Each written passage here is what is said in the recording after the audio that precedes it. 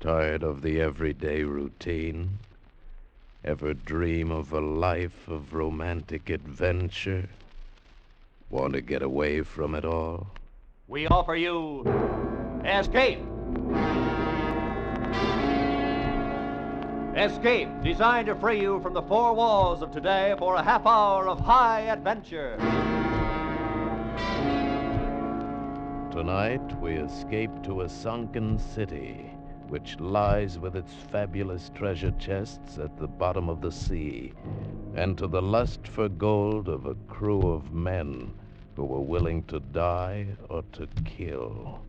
As Gildow tells it in his exciting tale, Port Royal, a story suggested by Lieutenant Harry Reesberg's book, I Dive for Treasure.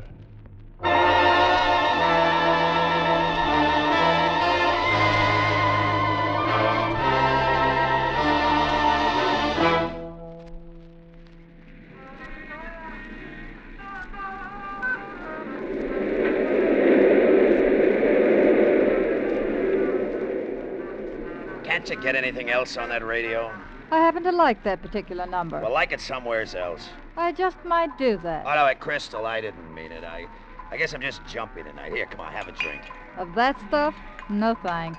Well, pardon me, Lady Astorbilt. We're just fresh out of Napoleon brandy. Huh, aren't we just? Look, you got no beef coming. When I had it, you got it. The works.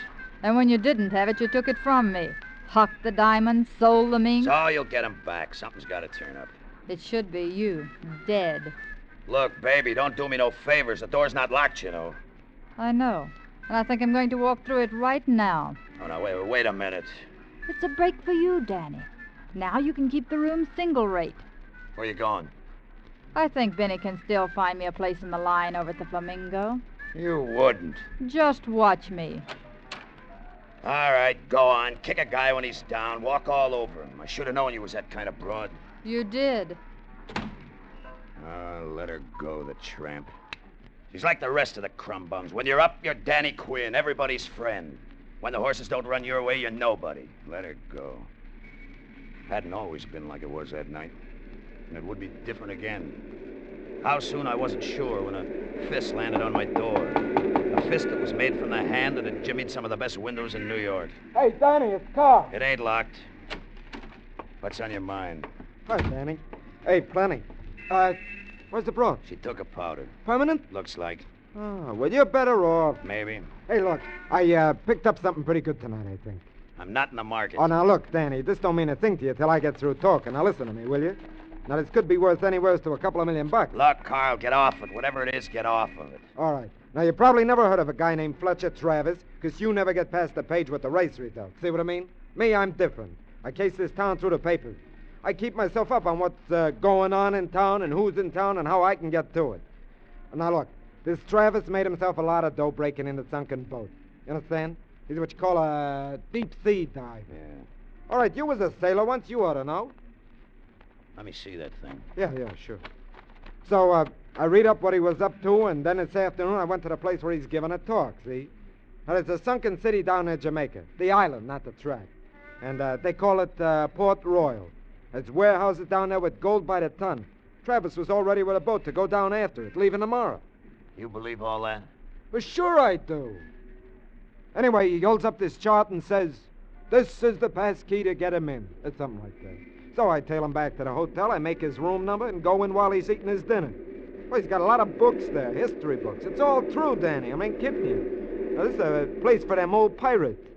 So, anyways, an earthquake or something spilled into the water. You understand what I mean? All in one piece, intact. And that stuff is there.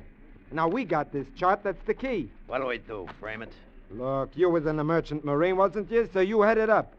Now, I got a fur shop staked out that'll get us the first money. Then we buy a boat, get ourselves a diver of our own, and we go after this haul ourselves. You know, you got something, Carl. Hey, behind you in the dresser, top drawer. See if my Siemens papers are there. Okay, Danny, okay. Where are they? I don't see them. Right in the back. Huh? There! Oh! You little jerk.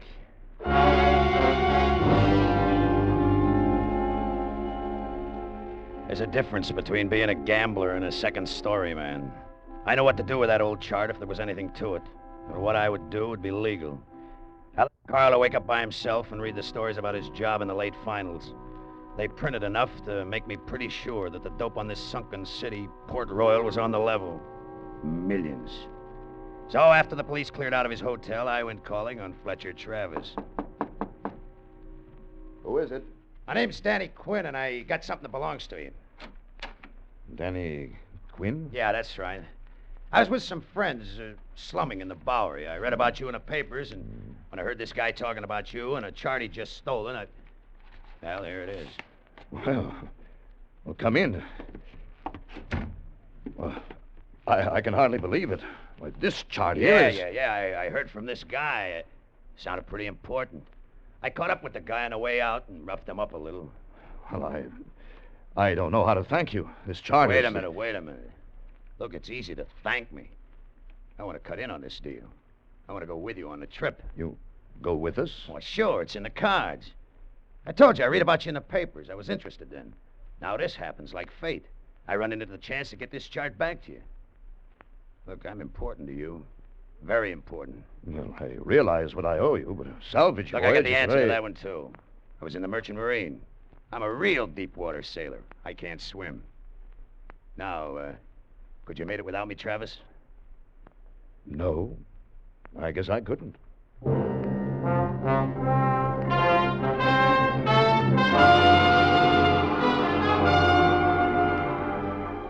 It was quite a feeling heading out into the big Atlantic swell. The rigging sang. The deck beneath me took an angle to port, and it rose and fell. For a second, my imagination took a turn. I got a picture of Danny Quinn standing on another deck, wearing earrings with a cutlass or two and a brace of pistols in his belt. Danny Quinn sailing out after a pirate treasure.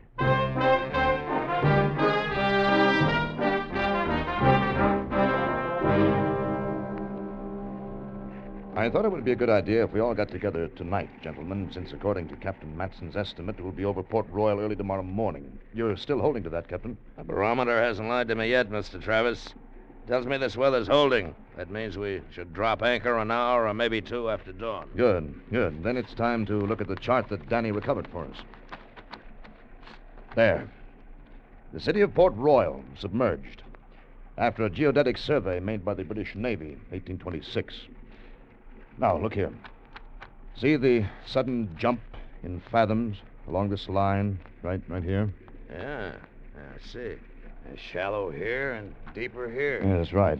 It's a fault line that buckled when the city was destroyed by earthquake. This section sank and this section lifted. Now, see here? A point of reef, rock or coral that shows awash during low water. Yeah. Well, I've oriented this chart with the old maps of Port Royal before its destruction. Now, that point of reef is no more than 90 feet from the edge of the warehouse section. That's right out here. Are you sure of that? Well, sure as I can be. Phew. What made me pick that night to go to the Bowery? You couldn't ask for a better landmark. Well, no, it's more than a landmark, Captain. It's a mooring. We get a bow hawser on the reef point, back off 90 feet, drop the stern hook, and we're anchored right over the front doors of those treasure houses, 30 fathoms down. When you've gambled for a living as many years as I have, you develop a set of nerves that do pretty much what you tell them. But when I realized what that old chart meant and how close we were to all that loot, my poker face flew right out the porthole. They made jokes about Fort Knox and the Vanderbilts. We slapped backs, had a round or two, and then we hit our bunks. But I'll lay you 10 to 1 that all of us did our dreaming wide awake. I know I did.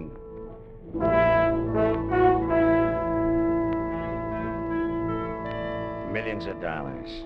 30 fathoms under our keel. We were like men in a daze when we set about our work the next morning, but it went the way it should. The point of reef was there at low water. The ship was secured to it, backed off, and anchored. The lifting gear was rigged to the mainmast. The pump and compressor were checked a dozen times. Travis got into his heavy canvas suit. The helmet went over his head. Little afternoon, he begun his first dive. I was on the intercom on deck. What's my depth now? Hold on, I'll get it. You want his depth, Captain? Here comes 25 fathoms. Now. You're at 25 fathoms, Travis. Good. It'll It'll be safe to go down at this speed. No faster. This speed is okay, Captain. No faster. All right. How is it, Travis? Good. Conditions are good. There's enough light. Great blue light. No sign of any trouble. My air is adequate. No sign of any large fish as yet. Travis. Yes? What is it? Well, you make me nervous when you aren't talking. Keep saying things, will you? What do you see? I can't look down and turn my head. I see only what's in front of my faceplate.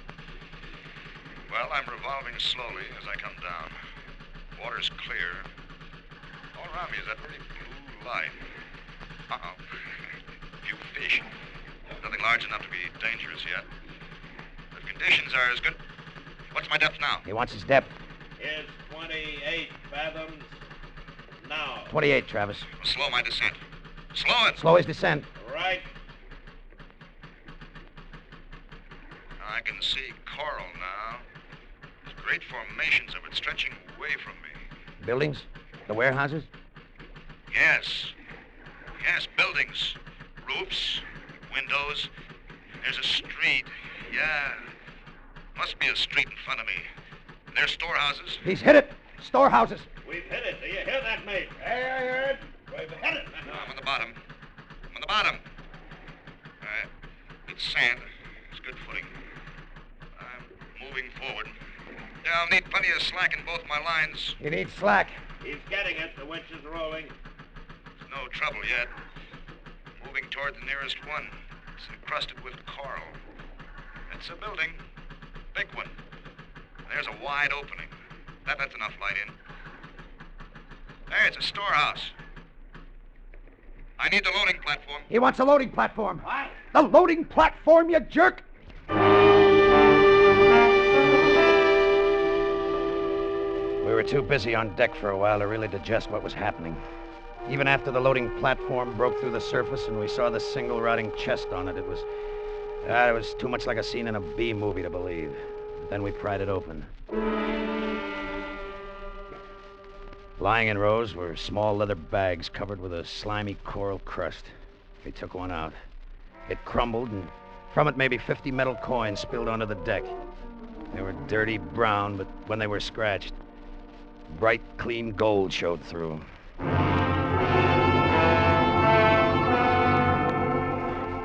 By the time Travis was aboard and out of his suit, the first shock of success had passed, and we were calm enough to have a drink. Well, Mr. Travis, sit down and rest. You are the hero of the day. I got you here, but you load on the gold, huh? Yeah. Here's your drink, Travis. You've earned it. Thanks. I can use it. Well, what do you think of your first day of salvage operation? Brother, I've won some pots in my day, but when those coins rolled out, that topped everything. I think we're off to a good start. How many more chests are down there? Oh, I don't know yet. I only moved 10 or 15 feet into the building. I saw 3 or 4 more. Yeah. What do you think they bring back in the States? Well, if they're all like this one, $35,000, $40,000 apiece. Yeah, we've hit it all right. How many trips down can you make? In this weather, 2 in the morning, 2 in the afternoon. That gives me about, 12 minutes on the bottom each descent. 35 or 40,000 a dive. Hey, that's going to add up. No, don't spend it yet, Danny. It may turn into more than just going down and coming up. Things can happen down there. This is the first time I've worked buildings, and I know that sunken hulls can lie there for a couple of 3 centuries without moving, even in the current. But let a diver put his foot in the wrong plank and something on the other end of the ship gives way. You never know. So let's count what we got today and see if our luck holds tomorrow.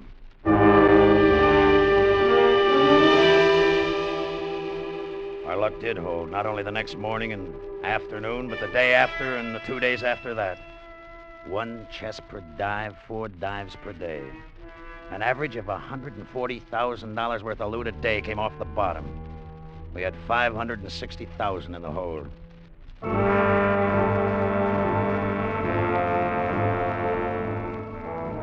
I don't know, and the thought first nibbled at me.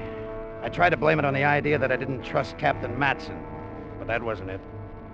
Travis had planted it himself when he reminded me that you never knew what to expect 30 fathoms below.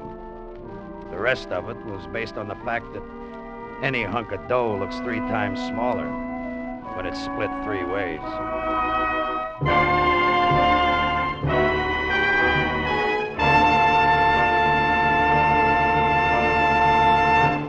In just a moment, we will return you to the second act of Escape. But first, this Saturday night, CBS's Gangbusters program brings you the case of the boiled booster. Not rooster, booster. The case of the boiled booster. And since Gangbusters does only authentic police cases, who are we to question the title? Well, somebody did ask a question, and it's a case straight out of the New York City police files. And a house gets lost, among other things. Gangbusters is heard every Saturday on most of these same CBS stations. So be listening for the case of the boiled booster this Saturday. And now we return you to Escape.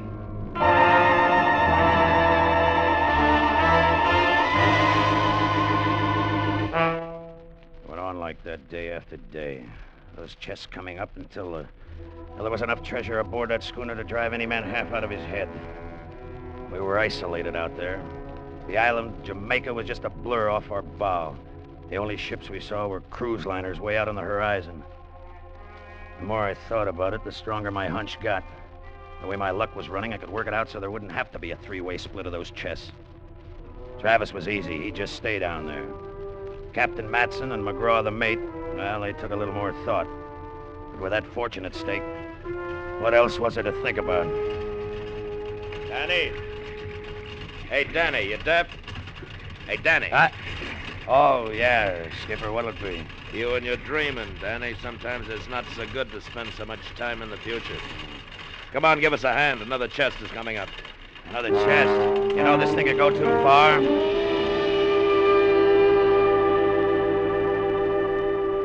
Well, another day, another $140,000. Gentlemen, I think tomorrow's the last one. Yes, I was going to ask how long. My food stores are running short. Well, I've had to move as far into that building as I want to move. That roof I've been working under is heavy with coral growth, and it's not held by nails anymore. They're gone. It's held by balance, and I don't want to upset it. I don't blame you, Travis. Tell me, what do you say we got in the hold now? Well over 900,000. There haven't been many salvage operations that have topped that. Over 300,000 apiece, huh? Yeah, those are good wages. Why bother with another dive? Hey, Skipper, don't get so rich that you turn up your nose at a few $100,000. Travis wants to give it another try, more power to him. That's up to him. Well, to be honest with you, I've had enough of it. I'm going to be dreaming about those sagging walls and that blue light for weeks to come, and I hate to push my luck too far. Well, I'll make one more descent in the morning, and then I think we should start back. I think so, too. Danny? Well, you're the boss, Travis. That's good enough for me.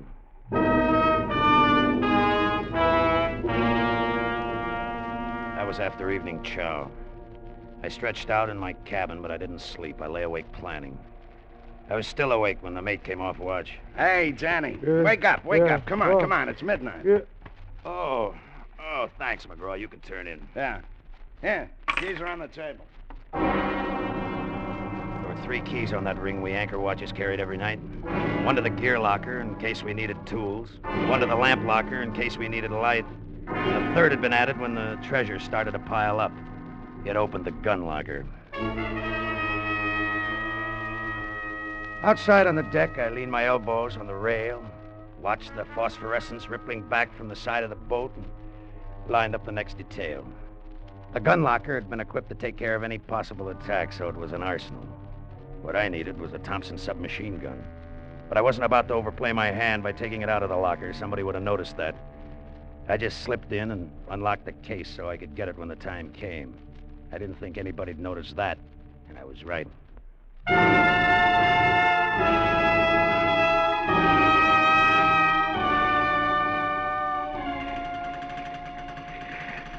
What's my depth now, Danny? Hold on. He wants his depth, Skipper. Here's 19 fathoms. Now. 19, Travis. Hey, look, my air is inadequate for the speed of my descent. Tell him to slow me down or increase my air pressure. Check. He says slow him down or give him some more air pressure, Skipper. We'll slow him down. You're slowing down, Travis. Thanks, Danny. I guess everybody topside is in as big a hurry as I am to get away from this place. Yeah, I guess so. You know, as long as I've been diving, I've I've never been able to control my imagination. After so many descents, I always start telling myself, Travis, that should be the last one. You've had no trouble. From now on, the law of averages working against you. Yeah, I can see what you mean. Yeah, the more easy descents I make, the less I want to make the next one. Yeah, my air is adequate now. I'm getting plenty. I had a crazy flash thought that Travis knew what I was up to and had something up his sleeve. It's But I got rid of it. We haven't run into any He large couldn't have fish. known. If he had, he wouldn't have gone down. Trouble even the play- Hardly heard him talking. With him submerged, it was time for me to get into action. It was 5 steps to the door that would take me to the gun locker. To the Thompson, I'd force Matson, the rest of the fellas into their cabins. Then the chest would go into the lifeboat. On the stern anchor line we cut, the ship pulled into that reef point it was moored to, and the coral would rip the bottom out of it. The only thing left would be the lifeboat full of loot, with me in it. I didn't see how any court, any place could prove it wasn't an accident. I took the intercom set off my head. Matson and the mate had their heads together near the winch. Danny, where you going? In to get a drink of water. Don't do it, Danny. Stay where you are. Hey, what the devil's the matter with you? What's a gun for? I haven't done anything. The gun is so you won't do anything. McGraw! I said, cut the winch. Time to move. Get below and open the valves. I'll take care of Danny. Oh, no, you won't. Danny! Come out on deck, Danny. Make it easy. You play along, maybe you'll get out of this. You coming out, Danny? What's the game? The partnership was too big, Danny. I told you you'd dream too much. What? You and McGraw? Make it easy, Danny. Come on out or you go down with the ship anyway. Come on, maybe we deal you in. All right, Skipper. I'll play along with you. That's right, Danny. Use your head. Sure. That's what I'm doing. That's what I'm doing! Using my head! Using my head! Using my head! I want to talk to you. Where are you, McGraw? I'm behind cover. Now listen to me. I want you to know that this was none of my idea. The captain made the plan and forced me into it. Now he's gone, I'll side in with you and Travis. Sure. Fortune like this has driven guys crazy before, but let you and me hang on to our senses. All the valves are open below decks. The ship's going down. Let's get the treasure into the lifeboat while we got time. All right, McGraw. Let me hear you toss your gun on the deck, and I'll know you're leveling with me. Sure, Danny. There it is. I'm in the main passageway. Come on. I swear I'm telling you the truth, Danny. He forced me into this. But you and Travis... Danny! Now, don't! I got plans of my own for this stuff, McGraw, and you aren't in them. Nobody is. Danny! You're going to...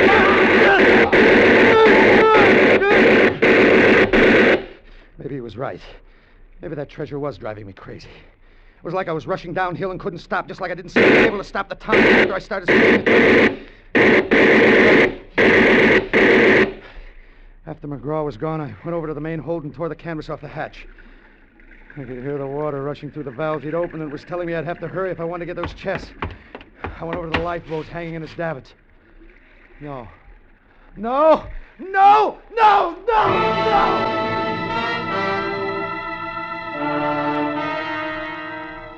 That's when my luck, my plans, my dreams, everything was blasted. The lifeboat. It was ripped and useless. I'd gone crazy with that submachine gun. It was peppered with bullet holes. One blasted, cut out one of the lines. It had crashed to the deck and smashed the bow. It wouldn't have stayed afloat empty. $900,000 aboard, and there was no way to save it. The schooner had already started a list. I had to think of saving myself. Travis, are you all right? I'm all right. There's been trouble up here. Yes, I know. Matson and McGraw tried to pirate the treasure. I managed to stop them. But they've scuttled the ship. He's taking water. Yeah, how fast can you come up? You've been down there a little over 20 minutes. Raise me at regular speed, then. Never mind tending my lines. Get the winch moving, and then get below. See what can be done about stopping the water. Okay, Travis. I'll be glad to get you up here. We're in a mess, believe me.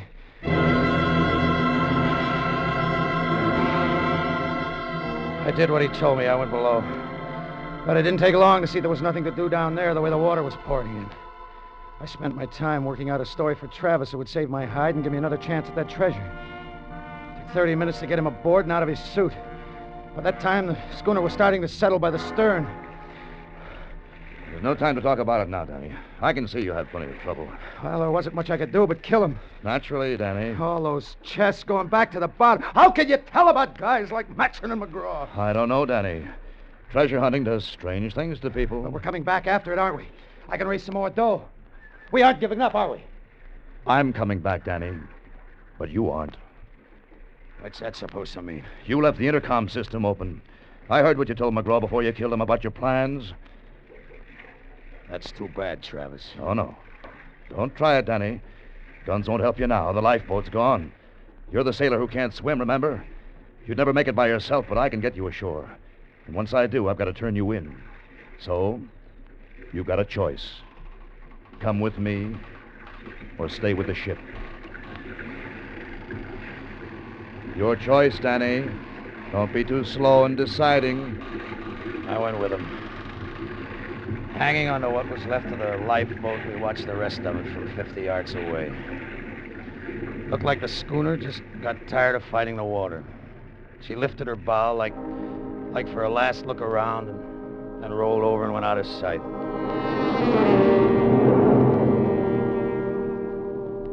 $900,000. But that wasn't the only fortune that was sinking.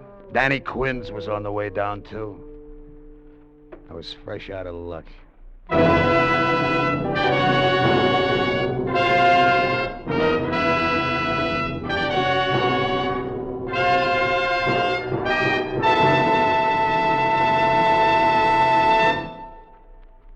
Escape is produced and directed by William N. Robeson. Tonight we have presented Port Royal by Gil Dowd, suggested by Lieutenant Harry Reesberg's book, I Dive for Treasure. Featured in the cast were Charles McGraw as Danny Quinn, John Daner as Fletcher Travis, and Bill Conrad as Captain Matson. Also heard were Dee Tatum, Paul Frees, and Ted DeCorsia. Special music was arranged and conducted by Del Castillo. Next week... You are imprisoned in a lonely lighthouse off the steaming jungle coastline of French Guiana. Your comrades, a maniac and a coward. Your captors, an army of gigantic, hunger-maddened rats.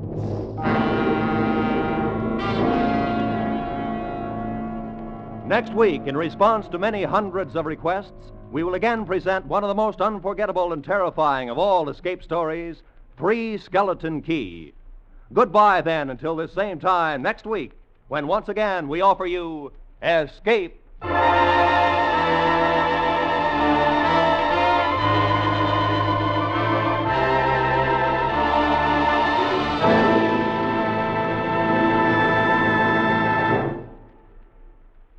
Through field workers stationed with our troops in this country and across the world, the American Red Cross helps the lonely soldier, the Marine anxious about his sick wife at home, the sailor with a dying mother 3,000 miles away. Last year, more than 750,000 men in service were helped in family, welfare, and recreational problems by American Red Cross workers. Give to the Red Cross workers. Give to the Red Cross generously this month.